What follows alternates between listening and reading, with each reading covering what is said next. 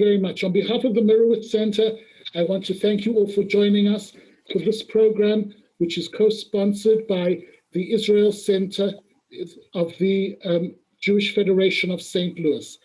I want to welcome Morris Hartstein, a former St. Louisian who's done great things since he left here.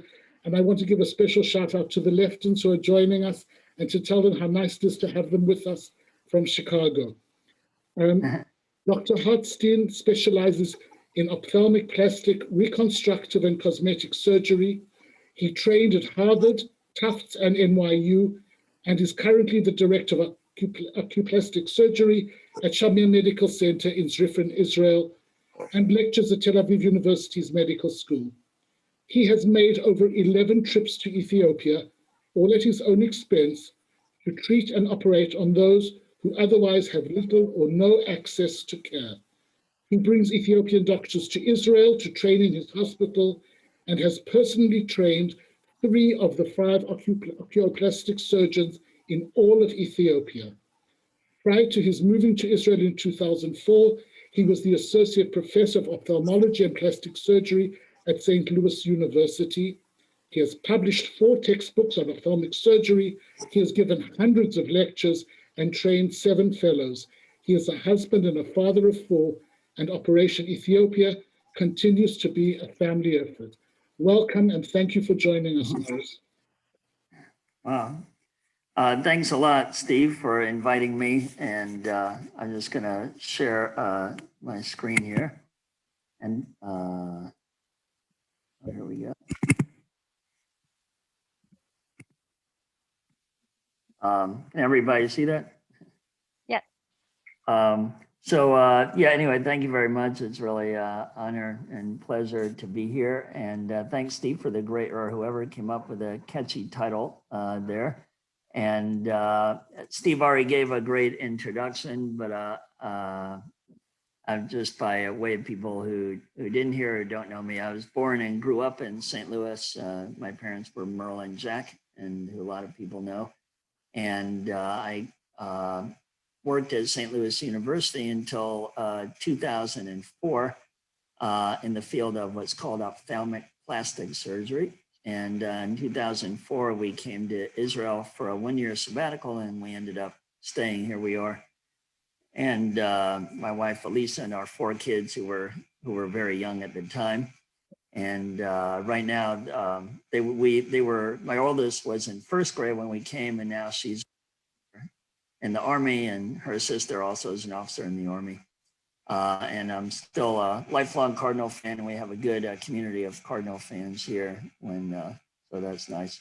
I just like to speak about my personal kind of journey to Ethiopia and how I got started and what I do. And anyway, I hope you'll find it interesting. And I know we all been in lockdown, at least in Israel, we've been in lockdown. Probably we lead the world in lockdown, but so we watch a lot of Netflix. And I don't know if anybody saw this movie on Netflix this past year, but it's about the Mossad operation to bring the Jews from Ethiopia to Israel. It's a great movie if you haven't seen it. And this is the book that the movie is based on. And believe it or not, the book is much more sensational than the movie. The movie is kind of watered down. Usually it's the opposite. So I highly recommend it if anybody hasn't read it. But this is an extremely brief history of Ethiopian Jews. And I'm no expert on this, but in the Tanakh, there's a story how Malkat Shpa, the queen of Sheba, went to see King Solomon because she heard about his brilliance. It's in the Tanakh, and they had a child whose name was, and every person in Ethiopia knows this story, not the Jews, I mean every non-Jew. And the story goes that when the temple was destroyed, that Menelik came to Israel and he carried off the Holy Ark of the Covenant and he brought it to Ethiopia, where it is stored till this day in a city called Aksum. And every year they have a holiday called Zion Day. I mean, not the Jews, these are the regular Ethiopian citizens, and they celebrate the Ark in Ethiopia. But anyway, everybody knows that story. But in the 1900s, word got out that there were Jews in Ethiopia, and I'm skipping over a lot here, until 1977, where Menachem Begin said, I want to get those Jews, bring me the Ethiopian Jews, he said. And that led to all these operations like the one in the movie, and then also the famous one, Operation Moses and Solomon. And in 2013, they said, okay, that's it. That's the last Jews in Ethiopia. We've gotten them all out. And actually the Federation sponsored a trip to escort the Jews, and my who passed away last year, and her sister were on the flight. They went through the Federation in Atlanta and Metro West, and that was the last flight. And that was it. They closed up shop, they closed the school, they closed the shul, except there were actually thousands of Ethiopian Jews left behind, like tens of thousands. And this is a picture my son took. These are all the people left behind, and they're showing pictures. These aren't like, oh, you know, my second cousin, twice removed's uncle, friends went to Israel, you know, I want to go too. These are people whose mother, father, brother, sister, sons and daughters were in Israel, and they were still stuck in Ethiopia. So that's the very brief history. I didn't know anything about this, except that there were Jews from Ethiopia and Israel. I didn't know any of this in 2014. And in that year, we were planning our annual vacation in the summer and trying to figure out where to go, you know, where to have fun. And my son, Zach, sitting in the middle there next to Elisa, he was 12, and he said, I'd like to do a volunteer trip. And immediately all our other kids joined in. They also said they wanted to volunteer, so we said, okay, we'll look for a trip. And we, you know, I looked online and we looked for weeks and months, and it's not easy to just find a volunteer trip. But one night we had dinner at a friend's house, and they had this guy from Ethiopia, from the Jewish community, and he was making Ethiopian food. And I asked him, you know, we're trying to do this volunteer trip. Is there anything still going on in Ethiopia? And he said, oh yeah, there are thousands of Jews there. You could go and you could visit them. You could teach them Hebrew. You could play games, and most of all, you can remind them that Israel has not forgotten about them. And they're mostly in Gondar. Some are in Addis, but mostly in Gondar, Ethiopia. So that was it. We decided to go, and here we are on Ethiopian Airlines. And there we are. We landed in Gondar, and then we went. This is the shul there, if anybody has been there in the past. And then we walked in, and that's what we did. These are my kids here, teaching them dances and songs in Hebrew. And all four of my kids were into it. And then these are my sons, who were 11 and 12 at the time, telling stories in Hebrew to hundreds and hundreds of kids with a translator. And that's what we did. And we hung out. They're very warm people. They really embrace you. We did some arts and crafts activities as well. And you know, we just basically had fun with them. And here we are teaching them a song that had hand motions. And the guy on the right, the Ethiopian guy, was an Israeli Ethiopian, and he knew I was an eye doctor. And I really didn't tell anybody I was a doctor, because I never been to the third world before. And we wanted to stay close as a family. So I didn't want to go off doing medical stuff. But can you just take a look at somebody's eye? You know, they have a problem. And I had a little flashlight with me. So I looked at their eye, and I don't remember what he had, but, you know, it's not like I brought any equipment with me. And we went back to our youth hostel hotel, or not very fancy place. And we came back in the afternoon for, they have mincha services. They pray 3 times a day in this Jewish community center compound. So we came back, and we walked in and we saw a crowd like this. And I said, wow, that is the biggest mincha crowd I've ever seen. And my friend, the Ethiopian Israeli, said, oh, they're not here for mincha. They're here to see you. They want to get their eyes checked. And this is before there were no cell phones at the time in Ethiopia. Obviously no, you know, phone, fax, email, you know, none of that stuff. I don't know how the word got out, but they were all there waiting for me to examine them. And all I had was a pen light. I didn't come to be a doctor. So I looked at all their eyes, and I examined all of them one by one. And, you know, my kids, they all waited patiently, and there was nothing I could do. I said, well, you need a doctor. You need to go to the pharmacy. You need, you know, there's really nothing I could do. And so we went back to Israel. We had a great trip. We took some pictures, put them on Facebook, and that was it.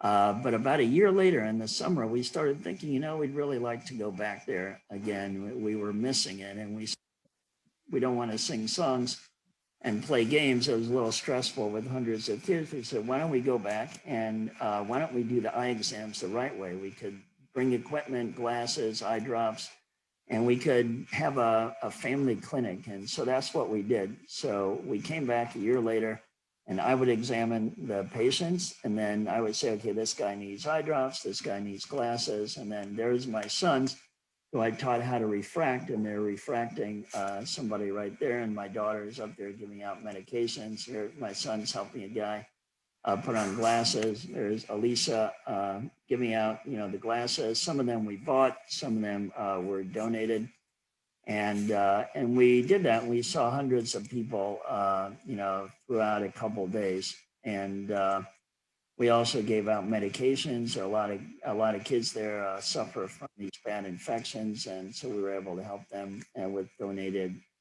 medications. And so this started a routine where we started going back every year, every few months, and we would set up our clinic, and then we would examine people. It was hard to go with the whole family, but I always went with some of the family.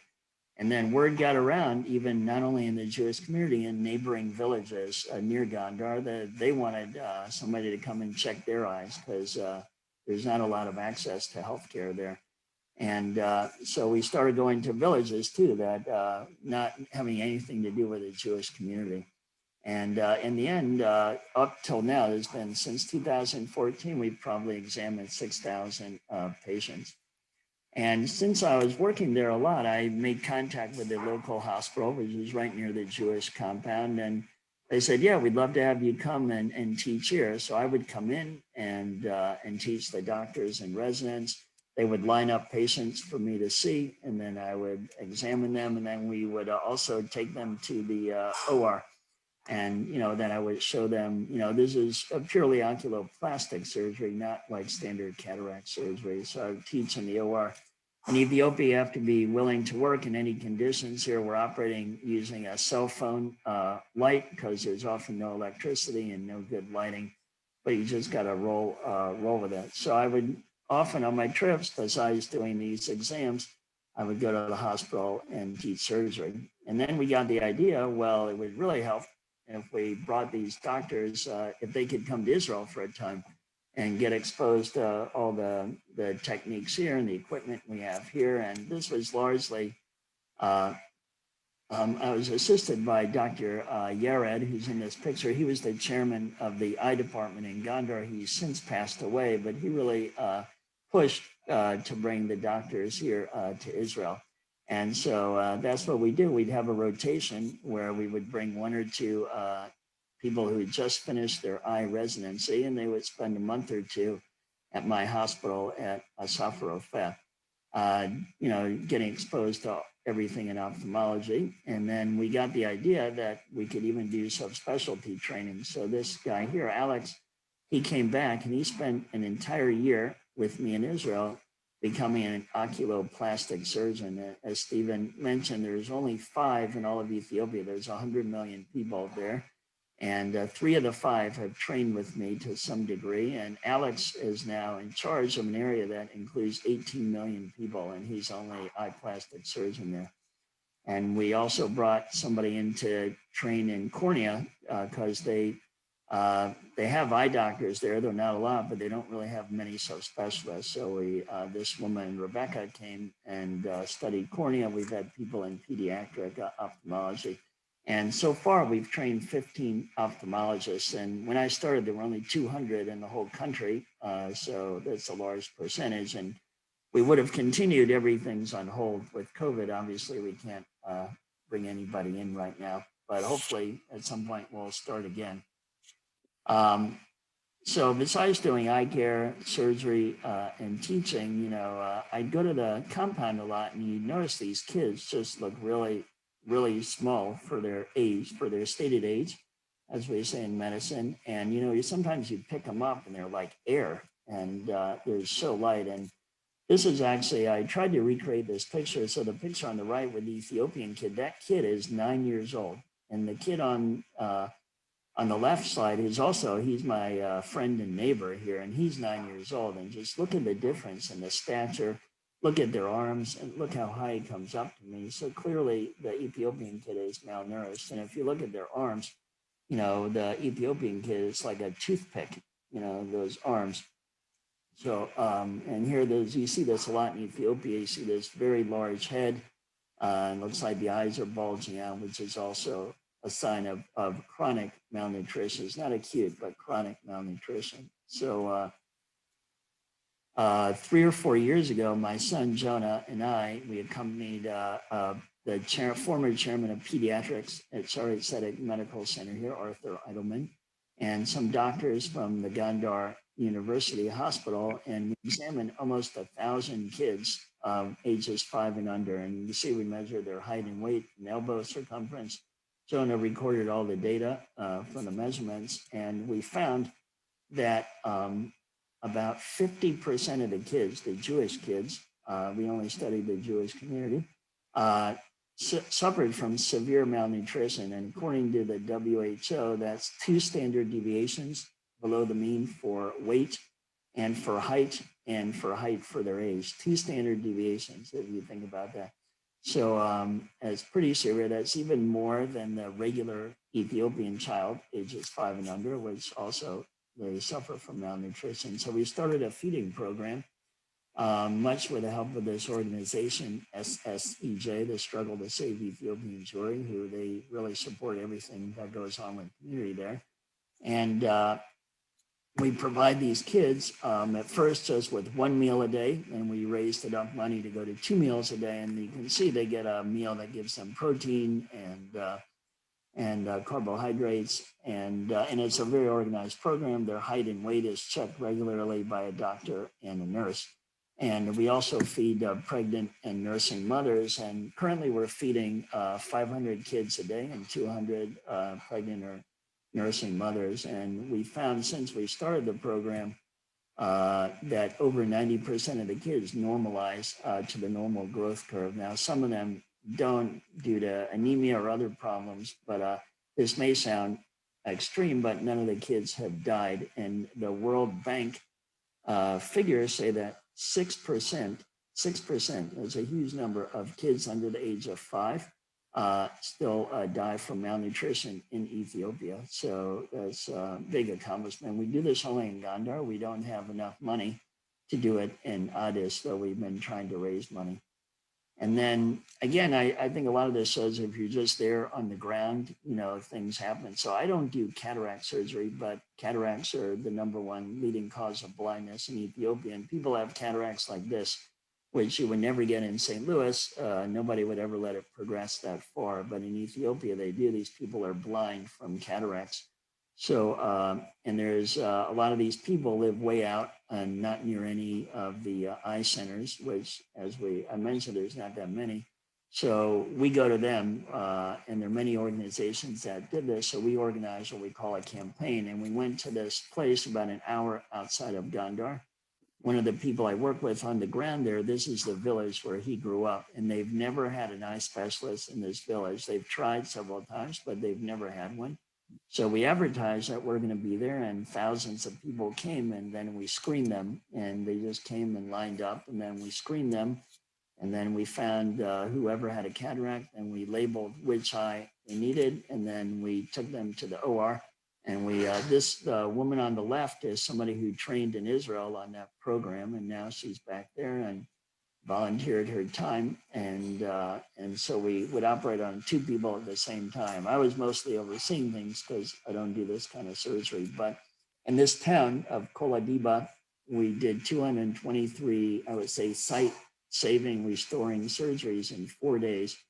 You can see here, I've just taken off the patch off this guy, and he can see my fingers for the first time in probably many, many years. He can see something, and you can see him smiling there. So hopefully we'll be able to go back, and do this some more. And certainly there are currently many, many places that could benefit from this. And finally, while being there, I noticed in Gondar, they have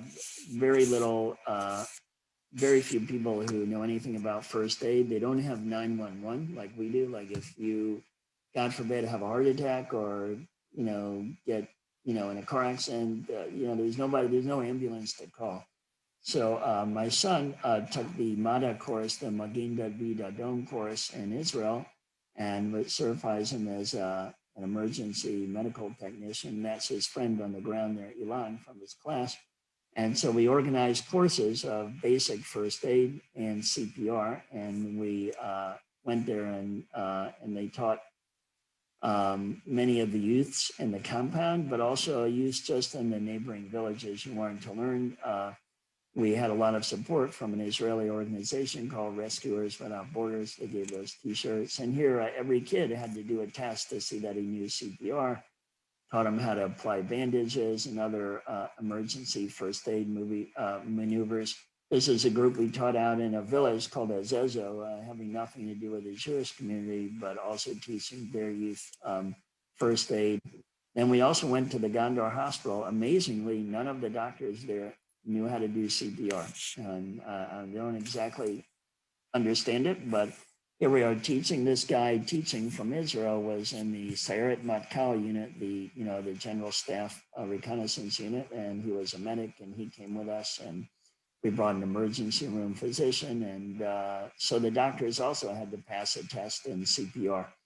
And at the end of the exam, they all got this first aid kit that you see laying there, that red kit. And over just the last year, we've trained 150 physicians and young people in first aid and CPR. And again, we wanted to train more and also go back and do advanced training. This is all pre-COVID. So just in summary, from that first trip, I've continued to provide primary eye care. I go and teach plastic surgery, and we have the feeding program, training physicians, and the first aid courses. And before COVID, I was probably going to Ethiopia about 4 times a year. It's only a 4-hour flight from Israel. But back to the Jews. So I mentioned that in 2013 was the last Aliyah flight. And at that time, there were 10 to 14,000 people still waiting. Why they were waiting, it's a long story. And there's people who know better about it than I do, the whole history. It's very complicated, but the bottom line, they were still waiting. Due to tremendous public pressure, the Knesset, they revisited the issue. And in 2015, there was a unanimous, just think, when was the last time anything was unanimous in the Knesset? They resolved to bring all the remaining Ethiopian Jews within 5 years. And they would bring them, a few hundred at a time. But unfortunately, like many things in Israel, they passed laws and nothing happens due to a variety of reasons. So they did bring some. It's not like they didn't bring any, but the majority are still there. And that brings us to this past summer.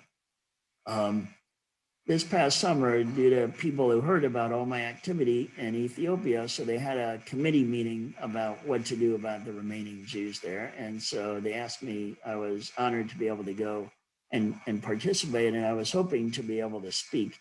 And in the end, I spoke for about 3 or 4 minutes. And this was during the height of COVID, if you remember, last summer. And I spoke mainly about, there are many issues, the eye care, the people waiting, the broken families, but I spoke mainly about the malnutrition issue because it was only getting more serious. More people are malnourished with COVID, and prices of food are going up. So that's what I spoke about in my 3 or 4 minutes. And the next day, Yediot, the large daily newspaper here, interviewed me about it, and first on the newspaper. And for those who read Hebrew, it says that I'm saying that the Jews in Ethiopia are on the cusp of a humanitarian crisis. And then they also interviewed me with another Ethiopian doctor on their Yediot TV. The next day, the minister of Aliyah, Penina Tamano-Shata, who herself came in Operation Moses or Solomon, she called me up and she said she heard my presentation in the Knesset and she was very disturbed about the malnutrition. And could I give her an official report? What are the numbers? What are we doing? So I sent her one of our reports. And she then approached, to make a long story short, she approached the Treasury Department, and she said, we need to get these guys out now. They're starving, and it's just a terrible situation. And she actually got approval. And you may have heard Operation Rock of Israel. So I'm not trying to take credit for this, but I think our report definitely played a role, and I've heard that from Minister Nina herself.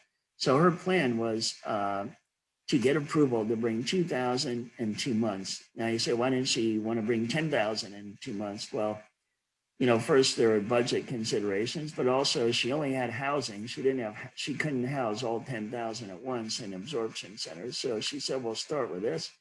She didn't expect there to be elections in 2 weeks. But anyway, it was 2,000 in 2 months. And she was also greatly helped by Avraham Negusi, who some of you, he's been active in this for like 30 or 40 years.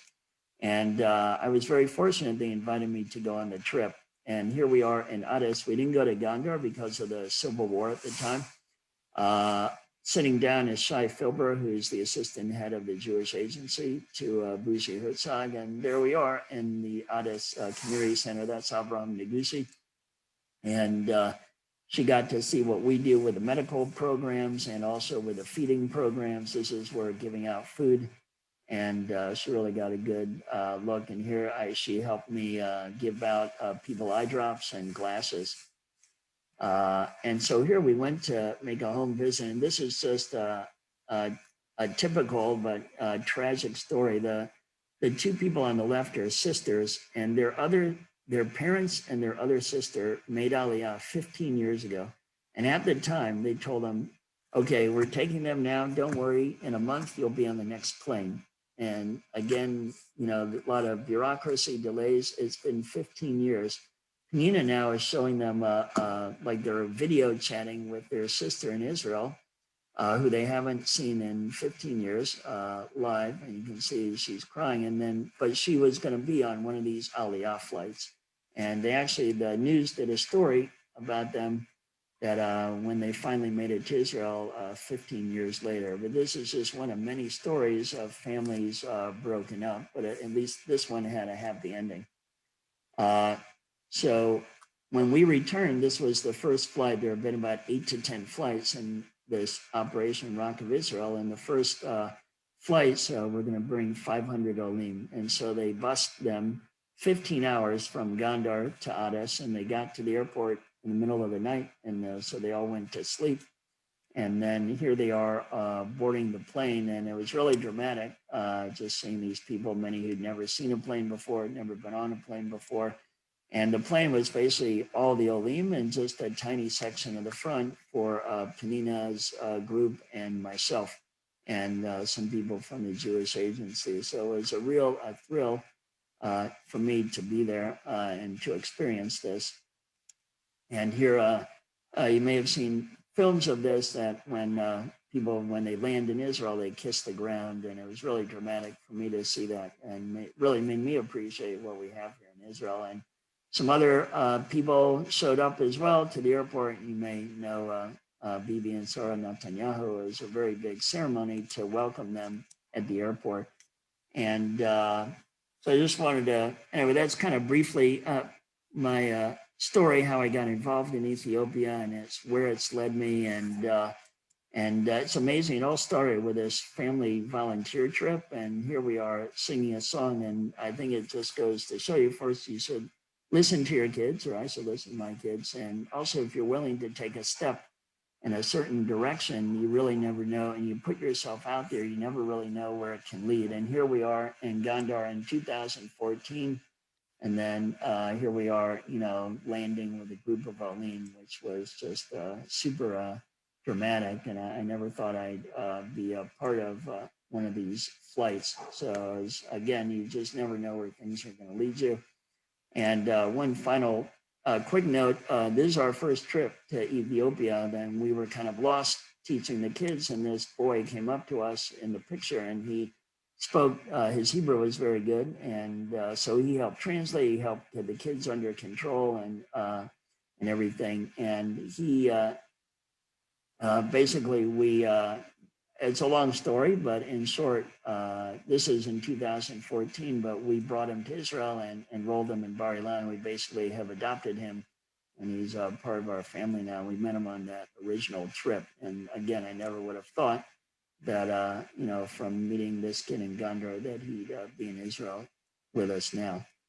And that's the end of my talk. And my wife Alicia just built a really beautiful website, just showing all the things that we do, all the activities I've talked about. And anyway, I really appreciate the time, and it's really exciting for me to speak to obviously people in St. Louis. And I hope it was interesting and educational. And I guess if there are any questions, I'd be happy to see if I can answer them.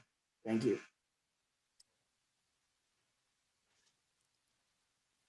So Dr. Hartstein Morris, if you want to stop sharing and then we can see everybody and we can, there's a couple of questions that have come up in the chat. So first one was Phil wanted to know if you could speak briefly about the amazing work you're doing with the refugees in Israel. Oh, well, yeah, I'm not actually, I don't know if you're talking about Ethiopian refugees. I really, to be honest, don't do almost anything with them here. Okay. So, But I know the Jewish Agency takes very good care of them. I'm certainly in touch with a lot of the ones I've met there. And when I first came to Israel, I was working in a clinic that took care of the other African refugees from here, from Sudan and Eritrea, but not connected to the Jewish Aliyah. Morris, could you tilt your camera just a little bit? We just see your mouth. There we go. Perfect. Thank you. That'd be great. All right. Then we have Ellen wondered, did you need permission from any Ethiopian officials to come in? Wow, yeah, that's a great question. The first time I was there, I didn't know anything. It's a third world country, but then it turns out that you're not allowed to do anything medically there without a medical license. So after that first trip, and I found that out, it was kind of a long story. So I actually have an Ethiopian medical license. There's a group I work with, and they help me take it out. And then whenever I go there now, I have an official letter of invitation, and I have my Ethiopian medical license. And the group I work with, SSEJ, they've been active there for a while. We just recently got official NGO status in Ethiopia, which is not easy to get. So that also allows us to work freely there, because they otherwise have a lot of rules and regulations. You'd think they'd be, oh, thank you for coming, we appreciate your help, but there's a lot of rules even there. Jill would like to know, are you at all able to service some of the non-Jewish population in Ethiopia as well? Yeah, I think, I spoke about that. Maybe it didn't come across. Yeah, I do a lot with the non-Jewish population. There's several villages surrounding Gondar that we've gone there and, set up our mobile eye clinics. We've done surgery on them. And I've worked in other hospitals in Addis that aren't connected to the Jewish community at all. And again, before COVID hit, I was scheduled to go work in even other hospitals in Ethiopia that had no connection to the Jews. And all the doctors we train, it's just doctor training, not connected to the Jewish community. But it works out. I mean, of course, it's a great thing to train them, but it also helps when I need something from them, or if I need them to help me out with somebody in the community. They're more than happy to help out.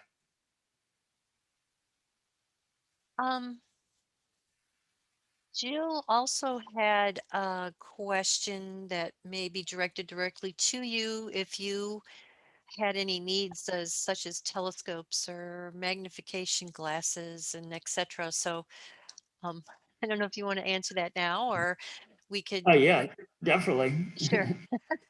Actually, it's interesting. Reading glasses, even though many people are illiterate, but reading glasses are very popular there, because people either, some can read or they can do close work or sewing. So, and I'm sure there's probably a need for, people with degeneration that would need very strong, telescopes or reading glasses.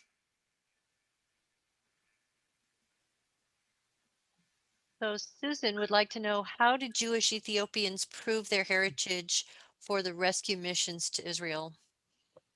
That's a good question, and I don't know if I can answer it in detail, but they do. I mean, as far on the one hand, there's not a lot of public record keeping there, like we're used to, but they are able to trace their lineage back. Some of them can go back even 7 generations. But basically, the Jewish Agency and the Interior Ministry of Israel, they interview everybody who's coming on one of these rescue flights, and then they determine if they're eligible. And they also have a list, like the 10,000 that I'm talking about, that's a list that really hasn't changed except for if people had babies. But other than that, the list hasn't changed in many years. So they're very good record. A lot of people think that people are just, let's go to Israel. It sounds like fun. But it's really, they're very strict with the list. But I haven't actually sat in on an interview process, so I don't know exactly what they ask. And over the years, again, there's many people who know this subject much better than I do. Some of the criteria have changed, if they consider somebody Jewish by way of their mother, by way of their father. But the criteria are actually stricter than even the law of return in Israel, which is actually very loose for proving your Jewishness. But they are all vetted, bottom line. Do we have additional questions? I'm not seeing anything more in the chat. I won't ask a question, but I will make a personal comment more as Rick Lerner, 25 years or so I haven't seen you. Great to see you. So great to see you. They say that you save one person, you save the world. You're saving universes. So no, so wonderful to see this. What an amazing, kol hakavod, what an amazing mitzvah, what an amazing situation in your family. So glad to see you in this life. We miss you in St. Louis, but you're doing great work in the world. Thank you. Great to see you. Great seeing you. In regards. The same over there. Well, I'm not seeing another question at this time. Karen Rader, would you like, from the Jewish Federation, is here today as well. And would you like to say a few words? Absolutely. Thank you. So on behalf of the Mirowitz Center and Jewish Federation, thank you, Morris, for your insights, for the work that you are doing. I don't think I could speak any better than Rick just did. You're doing incredible work with the Ethiopian Jewish community. One of the beneficiaries of the Jewish Federation is Jaffe, the Jewish Agency. And as the largest nonprofit in the world, Jaffe has been instrumental in bringing the Ethiopian Olim to Israel. We will be offering more opportunities to learn about this incredible community in the coming months through our Shema Listen speaker series, and we hope that you will join us at that time. Again, Morris, thank you for everything that you're doing, and we look forward to hearing more of your stories that you have to share with us. We donate to your, can we donate to your, whatever? This is Lois Lefton. Oh, sure. Gladly. It's operationethiopia.com. Wait a minute. I can send the link to everyone too. I can send the link to everyone too. So if you would like for me to do that, I can do that. Yes, thank you. Okay, you're welcome. Then you'd have it in an email and just can link to it. A great talk. Thank you. Thank you. Good to see you. Thank you, everyone. And Stephen, do you have anything you would like to say? No, just thank you, and so appreciate your joining us. All the best to you and your family. It was a wonderful you. program. Wonderful program. Thank you so much. Thank you very Morris. much. Thank you so much. Bye-bye. Thanks for having me.